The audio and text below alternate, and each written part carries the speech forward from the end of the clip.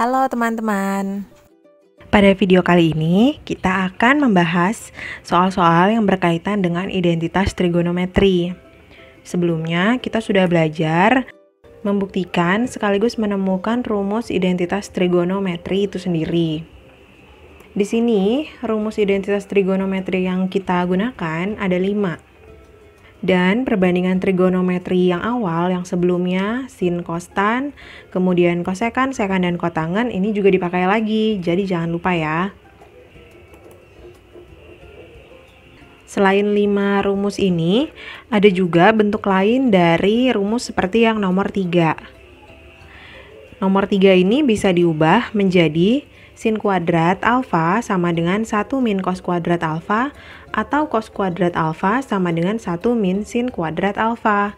Ini diperoleh dengan cara memindahkan ruas cos dan sinnya. Jadi nanti kalau ini pindah ke ruas kiri lagi, bentuknya jadi sama seperti rumus yang tertulis di nomor 3. Sin kuadrat ditambah cos kuadrat alfa sama dengan 1. Kemudian, untuk yang rumus nomor 4. Rumus nomor 4 ini juga kadang dipakai bentuk lainnya, yaitu kotangen kuadrat sama dengan kosekan kuadrat alfa dikurang 1. Ini juga sama, satunya pindah ke ruas kanan, dan rumus yang kelima juga bisa dipakai bentuk lainnya, yaitu tangen kuadrat alfa sama dengan sekan kuadrat alfa min 1. 1 yang di sini pindah ke ruas kanan. Kita lanjut ke contoh soalnya. Di sini ada 2 bagian soal latihan. Yang pertama, ini untuk membuktikan identitas trigonometri lainnya. Di sini ada 4 soal, dan kita tinggal membuktikan betul nggak sih persamaan ini atau identitas trigonometri yang di sini.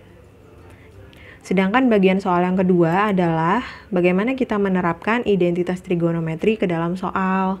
Di sini contohnya ada 3 soal, kemudian kita bisa pakai identitas yang mana sih untuk mengerjakan soal ini, dan apakah kalau pakai rumus identitas tuh jadi lebih mudah, lebih simpel mengerjakannya. Nanti kita lihat pembahasannya. Lalu satu lagi, ada 1 soal di sini untuk kalian bagaimana caranya menyederhanakan bentuk yang panjang ini. Silakan digunakan identitas trigonometri yang mana yang sesuai. Nanti akan jadi satu bentuk yang lebih simpel, jadi tidak akan sepanjang ini. Yang akan kita bahas adalah 7 soal yang ada di atas. Kita akan mulai dari soal yang pertama. Kita akan membuktikan bentuk tangen alfa sama dengan sekan alfa per kosekan alfa. Kira-kira identitas yang mana sih yang bisa kita pakai untuk membuktikan bentuk yang pertama ini? Nah, sebelum kita pilih, kita bisa pilih dulu kita mau menjabarkan bentuk yang mana. Apakah bentuk yang di ruas kiri atau bentuk yang di ruas kanan? Kalau di sini kita lihat ada identitas tangen alfa sama dengan sin per cos. Sepertinya kita akan pakai identitas yang ini untuk mengubah si tangen alfa ini biar jadi sekan per kosekan. Maka di sini kita akan pilih penjabaran ruas kiri. Ruas kirinya adalah tangen alfa. Maka harus kita ubah sedemikian rupa sampai dapat bentuk yang di ruas kanan supaya terbukti. Nah, identitasnya itu kan tangen sama dengan sin per cos. Kemudian ada hubungannya sin cos dengan sekan dan kosekan, yaitu kebalikannya kan. Nah, kita tulis kebalikannya. Sin itu kalau dibalik itu sama dengan kosekan. Jadi sin itu sama dengan 1 per kosekan alfa. Sedangkan cos itu sama dengan 1 per sekan alfa. Kebalikannya. Kemudian bentuk ini, karena ini pecahannya bertumpuk, kita tulis 1 per kosekan alfa dikali yang bawah ini dibalik sekan alfa per 1. Lalu kita kalikan seperti biasa, sekan dikali 1 sekan alfa, penyebutnya kosekan alfa. Jadi tangen alfa sama dengan sekan alfa per kosekan alfa. ini sudah sama seperti bentuk yang diminta, maka sudah terbukti. Kalau misalnya kalian mau menjabarkan yang di ruas kanannya, sekan alfa per kosekan alfa, sampai mendapat bentuk tangen alfanya, itu juga boleh. Jadi di sini bisa menggunakan beberapa cara atau bisa pakai rumus identitas trigonometri selain yang ada di sini. Bisa juga pakai ke-6 perbandingan trigonometri yang sebelumnya ya, yang awal. Selanjutnya kita akan membahas soal yang kedua. Soal yang kedua itu kita akan membuktikan sin alfa per 1 plus cos alfa ditambah 1 plus cos alfa per sin alfa itu sama dengan 2 kosekan alfa. Nah, kalau kita lihat di ruas kanan itu kan bentuk yang lebih simpel, 2 kosekan alfa. Dan kosekan adalah kebalikan dari sin, 1 per sin. Maka nanti di ruas kirinya, kalau kita sederhanakan, bentuknya nanti jadi ada 1 per sinnya. Maka cos-cosnya ini nanti jadi tidak ada. Nah, sekarang gimana caranya? Kita pilih dulu, kita mau menjabarkan ruas yang mana. Kira-kira yang lebih mudah, kita membuktikan dari ruas kiri menjadi ruas kanan, atau dari ruas kanan menjadi ruas kiri. Kalau lihat di sini, kita akan mencoba menjabarkan dari ruas kiri itu sama dengan ruas kanan. Jadi ruas kiri yang panjang ini kita sederhanakan. Nah, ini adalah ruas kiri yang akan kita sederhanakan menjadi 2 kosekan alfa. Kalau kita lihat ini bentuknya pecahan dan penjumlahan. Supaya bisa kita jumlah, maka kita harus menyamakan penyebut. Nah, di sini kita akan menyamakan penyebut. Penyebutnya menjadi, ini kita kalikan ya, 1 plus cos alfa kita kalikan dengan sin alfa. Sehingga pembilangnya untuk yang pertama, sin alfa dikalikan dengan sin alfa, karena penyebutnya harus dikali dengan sin alfa. Jadi sin kuadrat alfa. Lalu ditambah pembilang yang ini dikalikan dengan 1 plus cos alfa, karena penyebut awalnya tidak punya 1 plus cos alfa. Jadi 1 plus cos alfa dipangkatkan 2. Ini seperti menyamakan penyebut pecahan, penjumlahan penyebut pecahan biasa. Kemudian di sini ada 1 plus cos alfa pangkat 2. Ini akan kita jabarkan. Jadi 1 plus cos alfa dikali 1 plus cos alfa. Maka bentuknya jadi 1 plus 2 cos alfa plus cos kuadrat alfa. Ini hasil dari penjabaran bentuk ini. Caranya dikali pelangi ya. 1 plus cos alfa dikali 1 plus cos alfa. Kemudian penyebutnya masih sama, 1 plus cos alfa dikali dengan sin alfa. Nah, di sini kita bisa menggunakan identitas trigonometri. Nah, yang mana yang bisa dipakai? Kalau kita lihat, ini ada sin kuadrat alfa plus cos kuadrat alfa. Ini seperti rumus identitas yang nomor 3. Ada sin kuadrat plus cos kuadrat, maka bisa kita ganti dengan 1. Nilainya itu sama dengan 1. Jadi, kita ganti jadi 1 plus 1 yang di sini masih ada plus 2 cos alfa. Penyebutnya belum berubah, 1 plus cos alfa dikalikan dengan sin alfa. Selanjutnya 1 tambah 1, 2 ditambah 2 cos alfa per 1 plus cos alfa dikalikan dengan sin alfa. Pembilangnya itu bisa kita faktorkan 2-nya. Jadi sama-sama punya 2 kan. Kita bagi 2 atau 2-nya dikeluarin. Jadinya 2 dalam kurung 1 plus cos alfa. Nah, sekarang kalau kita lihat dengan penyebutnya, sama-sama punya 1 plus cos alfa kan. Maka ini bisa kita coret. Karena bentuknya kan sudah perkalian. jadi 2 per sin alfa. Atau bisa kita tulis 2 dikali 1 per sin alfa. 1 per sin alfa itu kan kosekan. Kebalikan dari sin itu kan kosekan. Jadi kalau kita ganti 1 per sin alfanya menjadi 2. Dari sini terbukti bahwa bentuk yang di ruas kiri sama dengan bentuk yang di ruas kanan. Selanjutnya nomor 3. Kita akan membuktikan bentuk cos theta per 1 min sin theta sama dengan 1 plus sin theta per cos theta. Ini juga kita bisa pilih mau menjabarkan ruas kiri atau ruas kanan. Sepertinya bentuknya sama saja mau ruas kiri atau ruas kanan. Tapi karena dari tadi kita buktikan dari ruas kiri, kita akan coba dari ruas kanan. Kita akan menjabarkan bentuk ruas kanan sehingga sama dengan yang di ruas kiri.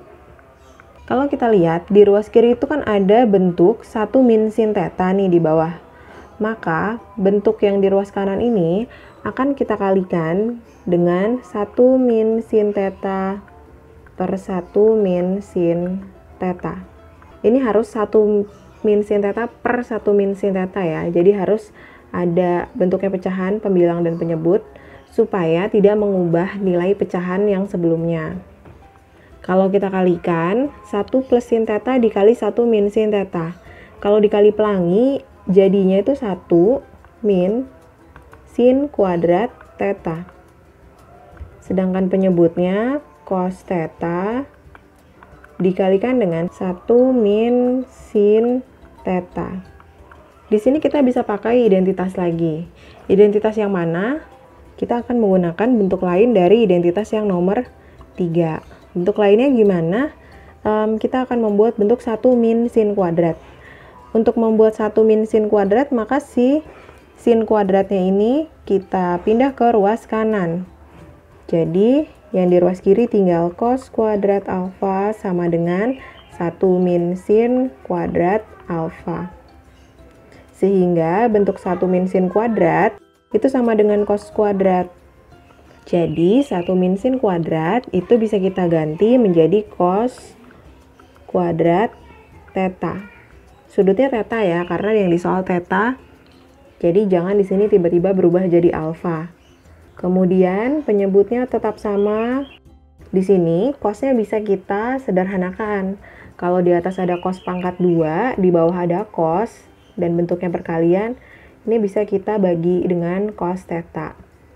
Jadi sekarang pembilangnya tinggal cos theta, penyebutnya cos theta-nya sudah dicoret tadi 1 min sin theta. Nah, bentuk ini sudah sama dengan yang di ruas kiri. Maka sudah terbukti persamaannya.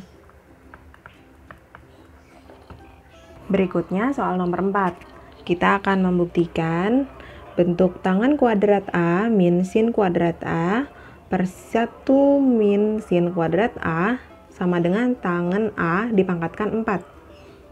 Nah, karena bentuk yang di ruas kiri lebih rumit, maka kita akan menjabarkan atau menyederhanakan bentuk ruas kiri sehingga menjadi bentuk di ruas kanan.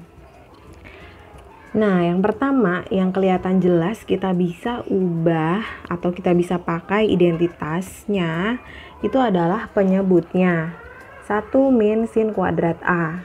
Itu tadi sama seperti nomor 3. Kita menggunakan identitas yang ketiga, maka 1 min sin kuadrat A itu sama dengan cos kuadrat A. Karena sinnya pindah ke ruas kanan jadi min ya.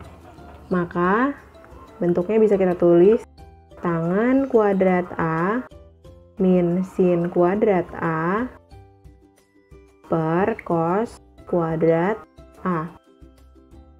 Selanjutnya kita akan menjabarkan tangannya. Tangan itu sama dengan sin per cos seperti rumus identitas nomor 1. Maka kalau tangan kuadrat itu sama dengan sin kuadrat A per cos kuadrat A. Dikurang sin kuadrat A per 1 ya ini. Lalu cos kuadrat alfa yang di bawah ini akan kita tulis di sebelah kanan aja. jadi bentuk perkalian, tapi nulisnya jadi 1 per. Lalu yang di dalam kurung ini kita samakan dulu penyebutnya. Karena pengurangan kan, pengurangan pecahan menjadi cos kuadrat A.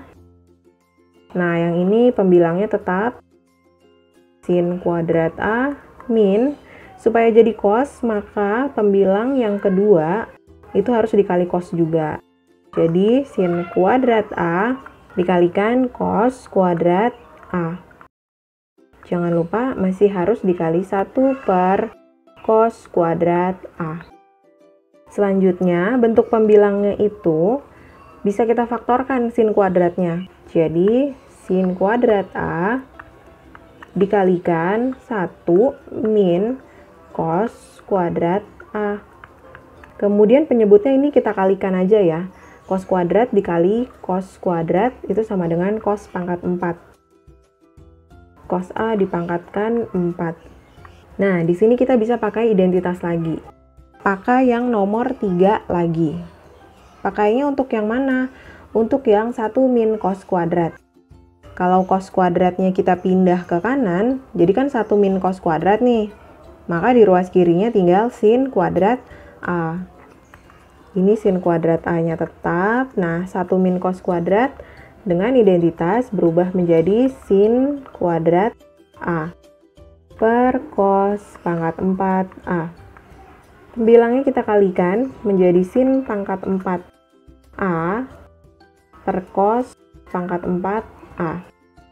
Identitas untuk sin per cos itu kan tangan, seperti yang nomor 1. Tapi kalau ada pangkat 4-nya berarti sama saja ditulis begini. Sin per cos itu sama dengan tangan alfa atau tangan A. Jangan lupa masih punya pangkat 4.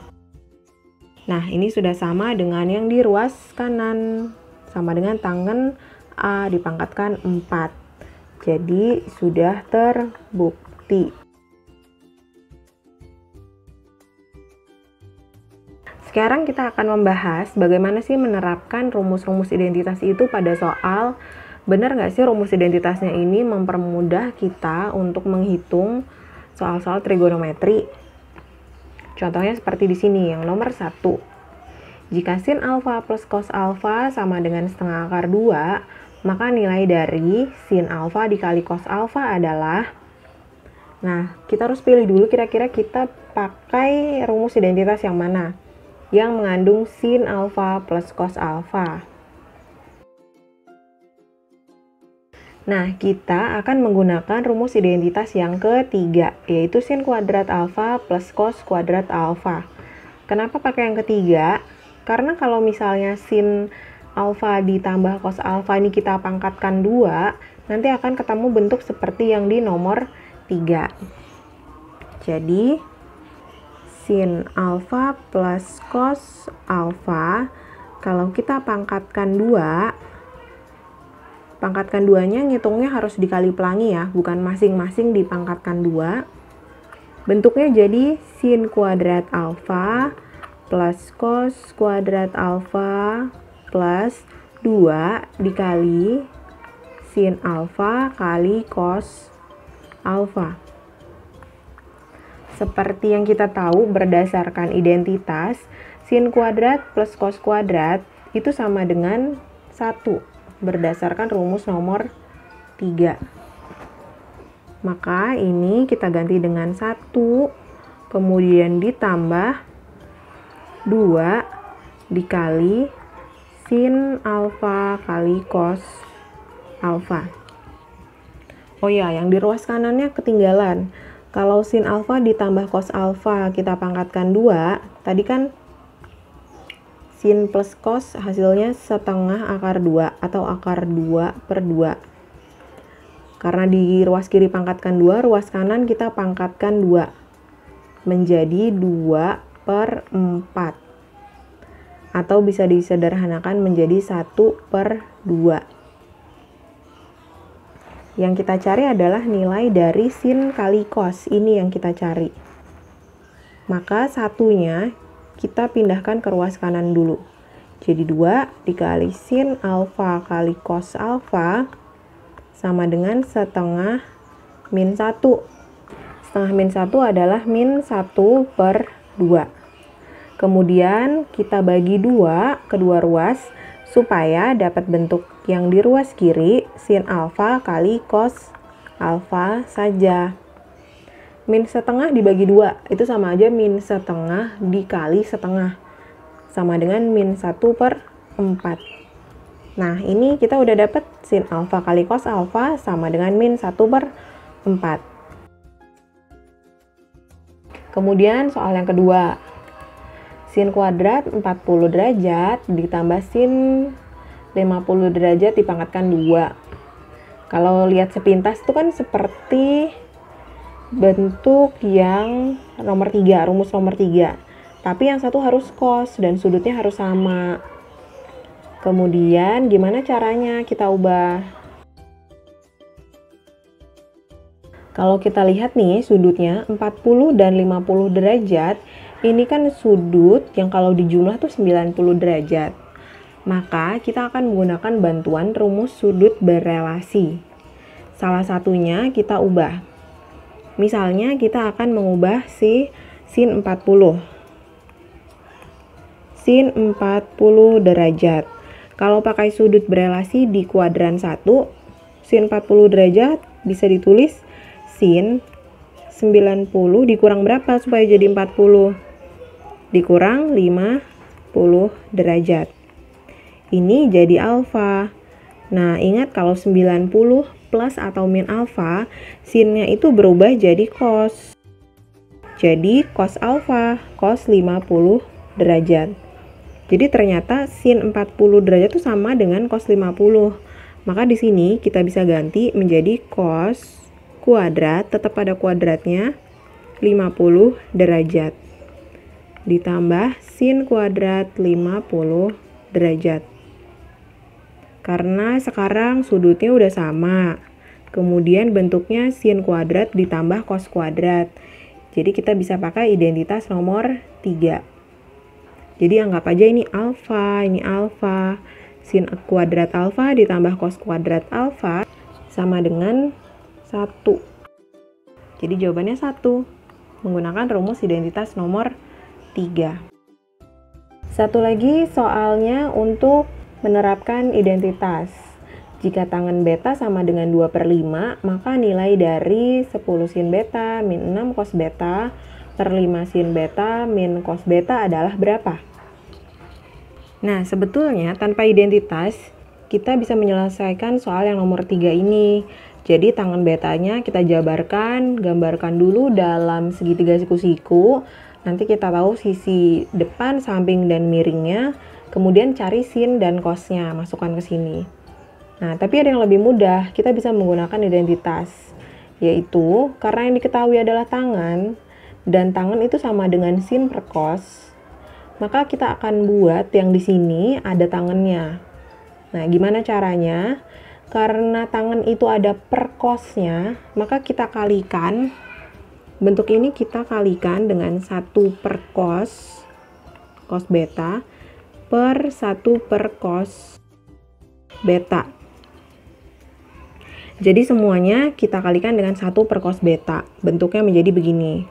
10 dikali sin beta per cos beta dikurang 6 dikali cos beta per cos beta. Kemudian penyebutnya 5 dikali sin beta per cos beta dikurang cos beta per cos beta. Nah, sin per cos itu kan sama dengan tangen. Kita ganti aja jadi tangen. 10 dikali tangen beta dikurang 6 dikali cos dibagi cos 1 ya. 6 dikali 1 per 5 dikali sin per cos itu juga diganti tangen.